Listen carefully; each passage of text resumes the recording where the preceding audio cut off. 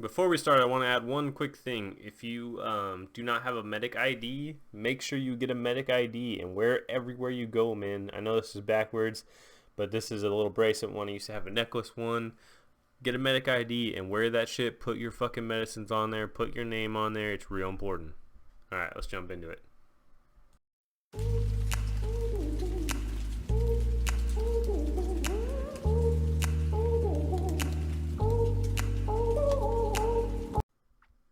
What's up, nerds? My name is Jesse and welcome back to the channel. Today we got another video coming at you. This one's going to be a little bit different. It's something I've been toying around with for a really long time. Even before I had this YouTube channel, I thought about making this video to kind of help out people who were my age when I got diagnosed with Addison's disease, because it was very hard for me and there wasn't that much information because it's not a common condition. I mean, in the valley where I grew up, which is like Fresno County area, it was me and one other kid and that was it. So the place I live now, which is Central Coast, I was very lucky to hook up with a endocrinologist who has 3 other Addison's patients, including her husband. So that was very lucky for me. I hope you're able to find somebody who is very familiar with the disease, because it is something that's not easy to treat, because it's not a numbers thing. It's more of a how you feel thing, you know.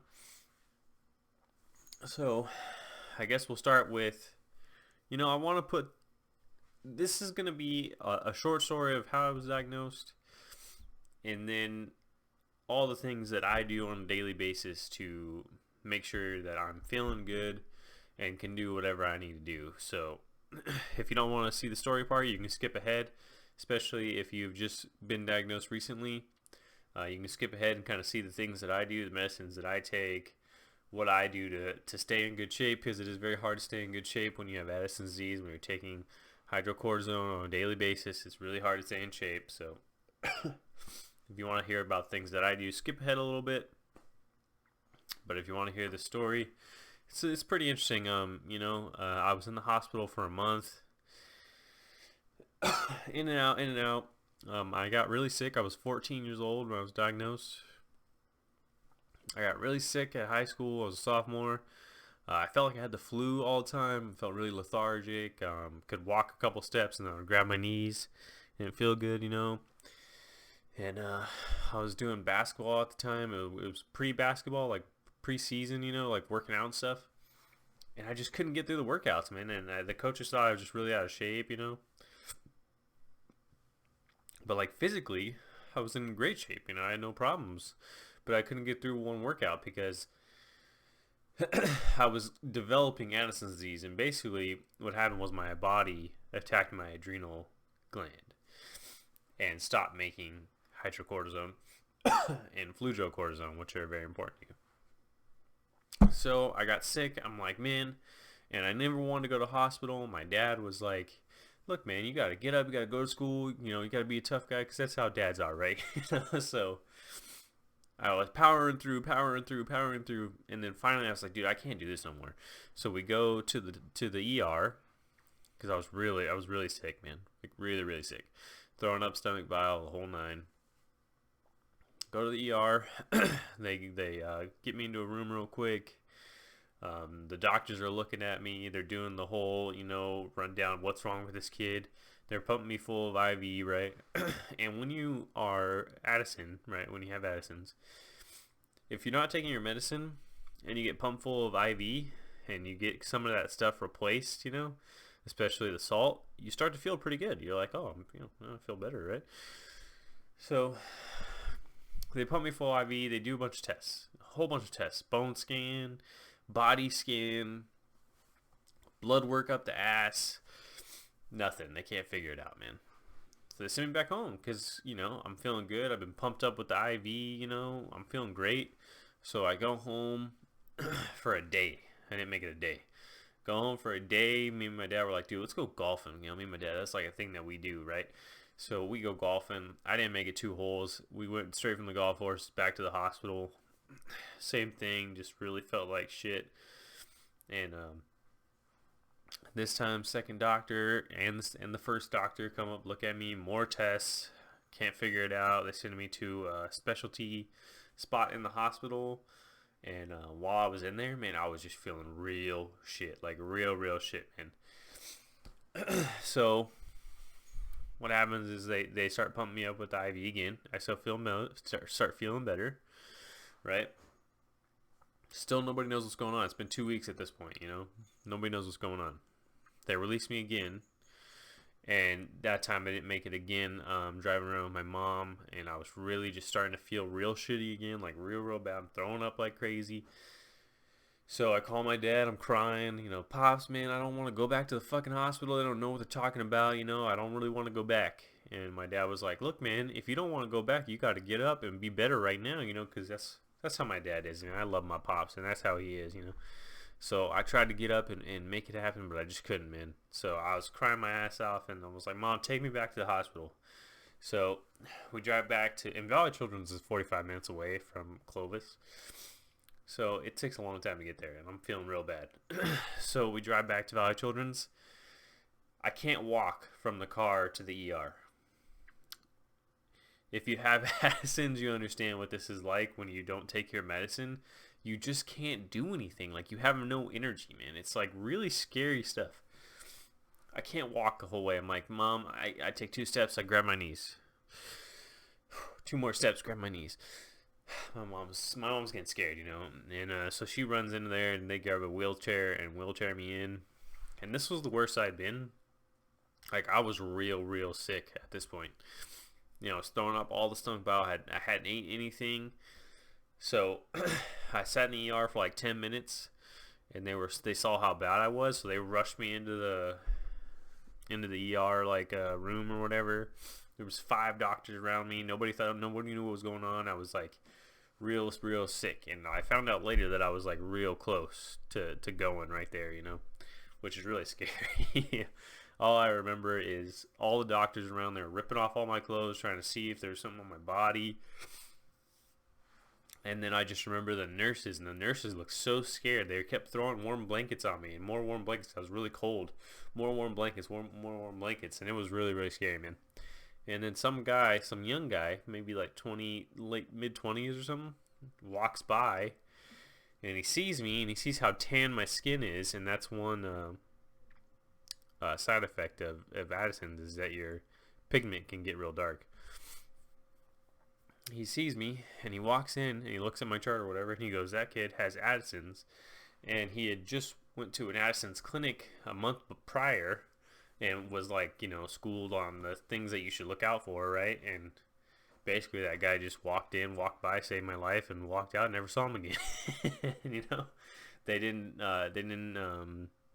test me for it or anything. They just started giving me the medicine, and I felt better within an hour. Like, it was crazy, man. It was a crazy time. Man, I get the shakes when I talk about it. I don't talk about it very much because it's so long ago. I mean, I'm 26, so I've had Addison's for 12 years. And yeah, man, I owe that guy everything. I never saw him again. I don't know his name. I don't know anything about him. He just walked by. That kid has Addison, and kept on walking, and it was insane. So shout out to that guy. Really appreciate it. So basically, I was in the hospital for another week. All I wanted was a turkey sandwich. The ER doctor kept telling me all I wanted was a turkey sandwich. So after I was there for a little while, and they were able to run the tests and confirm that I have Addison's disease, and they already had scheduled me for a what is it called?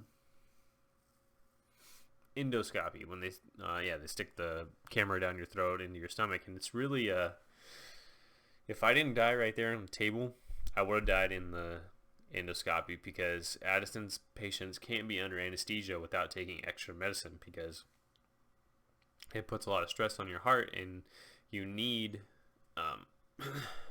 cortisone to take down the stress off your heart. So if you are Addison's, and you haven't done a lot of research, or you're new to the disease, make sure that you read up on everything, because it's very important that you don't go to a dentist's office and get anesthesia and not take extra medicine. You need to talk to your doctor and see if you need to, or if you don't, just make sure you're talking to your endocrinologist, man. It's really important that you talk to your endocrinologist. So, take the endoscopy. I remember going in there and they're like, count back from 10. I only got to like 10, and I was out. And I just remember waking up to a really cute nurse. Hey, how you doing, nurse? And then that was it. I was in the hospital for another like couple days, and then I was out, man. And good as new. I was taking it was before hydrocortisone was a thing. It was just cortisone. So I was taking cortisone and fludrocortisone, which are the two main medicines of Addison's disease. I still take those to this day. I also took prednisone for a little while. I don't recommend prednisone. Try it. Talk to your endocrinologist. Try it. But I always had crazy mood swings on prednisone, so I stopped taking prednisone really, really fast. I think I took it for like a couple months when I was 15. So now I'm 26. So living with Addison's disease, a couple of things to look out for. Weight gains is a huge one for sure. My weight goes up and down all the time. I try really hard to keep it under control. But especially since I haven't been working that much lately, definitely trying to run a lot because, man, I'm telling you, a kid that also had Addison's disease in the valley, he got real overweight because he wasn't being very active, and I think that has something to do with the doctors telling you, nothing against the doctors, but with Addison's disease, it's really easy to get the Addison's overheat, which is a terrible feeling, but it's something you have to deal with on a weekly basis. You're going to overheat every now and then, and if you don't want to be active and you don't want to overheat, you're going to gain weight. That's just the way it is, And as long as you're paying attention to your body and noticing, because there's an instinct, you know that feeling of Addison's, the overheat feeling. As soon as you start feeling that feeling, you need to have medicine around. You take an extra hydrocortisone, and you're dialed, man. Talk to your doctor. Tell them that you're overheating every now and then, and they'll tell you, as long as you know your body, as long as you're taking a little bit extra when you're overheating, it's fine.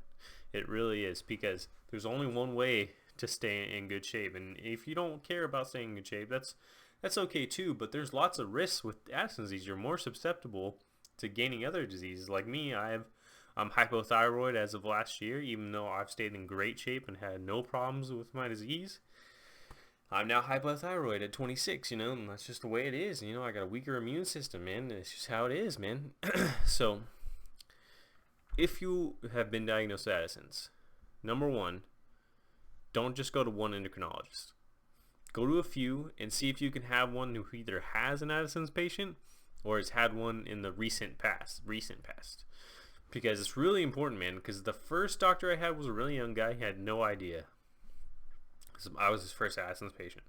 And he put me on prednisone and cortisone, different doses all the time, and it was way too hard to get settled, because you really have to get settled on one thing. The medicine is really the biggest part of this. Like here, I'll show you what I'm taking right now. Alright, so here's the 4 that I take right now. This one's hydrocortisone, this one's fludrocortisone. This is levothyroxine for my thyroid. And then this one is DHEA. You got to watch out for this one if you're a guy. Your DHEA can get low. So you need to be, just make sure you're getting your yearly blood work, So I take all of those every day. For hydrocortisone, for me, everybody's different, man. So don't be thinking about my doses as your doses. I take 5 milligrams a day, 3 times in the morning and 2 in the afternoon. That's actually a pretty high dose.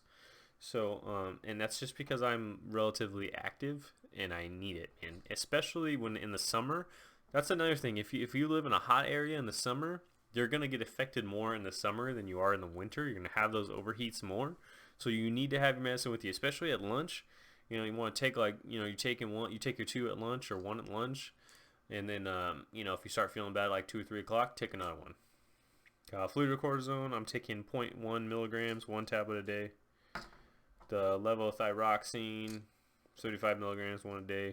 And the DHEA, I'm taking, this is a 50 milligram. Oh, this is a 50 milligram, but I cut it in half. And now I take 1 a day. So that's the medicine part of it. Some of the side effects of having Addison's, the hunger cravings, are definitely a thing, especially salt. You will crave salt if you haven't had your salt hormone pill, which is the fludrocortisone. If you haven't had that, you're gonna crave salt like crazy. Skin pigment's gonna change, especially in the summer. I get real dark in the summer. You know, whatever. It's not a big deal. You do need to be paying attention to your overall skin color. Like if you're getting dark here, like you can see here on this color here, and then right here, it's lighter. If this color is dark too, you really need to go to a doctor. Okay, because that's not suntan, that's your pigments changing because of your disease. So, you know, you'll see your doctor will ask you every now and then, hey, can I see your stomach? Is your arm the same color as your stomach? No, it's not. That's a good thing. You want to have farmer stand with Addison's disease, unless you're actually tanning. But it is important to make sure that you are things that are not in the sun a lot. Like, you know, I don't go out with my shirt off all the time, you know. So if this part of your skin is getting darker, like, you know, you need to watch out for that. I know some doctors will check your butt, you know. So just make sure that, you know, you're staying up on Addison's, man. Read up on it. It's real important. I know the first year or two I was diagnosed with Addison's, I didn't read up on it because I really wanted to put it behind me. I just wanted to act like it never happened, but it did happen, and you got to deal with it, man. And there's so many things that you got to watch out for, but if you just read up on it, man, and you're going to be all right, you know. I hope this video helps some people out, man, because for me, it was like rolling down a blind road trying to figure it out as I go, you know. Missing times where I was supposed to take my medicine. It's real important that you get on a good schedule. Sleep schedule, I would say that's real high on my priority list. I know my fiance likes to take naps. No naps, man. Make sure that you go to sleep at a certain time at night. You wake up a certain time every morning. Because if you make that the same, when you wake up in the morning and you take your medicine, you eat food, make sure you're eating food with your medicine too. That's a big one. You wake up in the morning, you make that egg sandwich or whatever, you take your medicine, and you move on. Because if you're taking your medicines at different times of the day, it really fucks with you, man. It really does, especially in the midday when you're having that Addison's overheat because you've been working all day, right? Like I'm a finish carpenter, so I work out in the sun, and sometimes I start getting that overheat. I gotta go eat something, man. And that's another reason why you gain weight, because you get those goddamn cravings. When you're getting the Addison's overheat, sometimes you gotta eat something. Like you have to eat something. And you know, one time I ate like 5 peanut butter and jelly sandwiches, and I still didn't feel good, and I still felt like I could eat more. You know, you gotta watch out for those cravings. You know, take the medicine, eat one thing. Don't just eat the whole pantry because you feel like shit. You know. So those are kind of some of the things that I watch out for. Like I said, man, if you're young going through this, feel free to throw some comments down below. Tell me how your time is going. Follow me on Twitter. You can talk to me on there. You can DM me on Twitter or just tweet at me. Like I said, man, I've had a lot of experience with this. It's been 12 years. Still going strong, baby. I'm still in a fairly good shape. I'm really healthy, really, when it comes to it. I can do whatever I want. As long as I take my medicine, I'm fucking dialed. I can go hike up a mountain. I can run a marathon. I can do whatever I want, man. And you can too. Seriously, you can too. If you like this video, make sure you throw a thumbs up. Subscribe if you're not subscribed. And I'll catch you guys on the flip side. Later.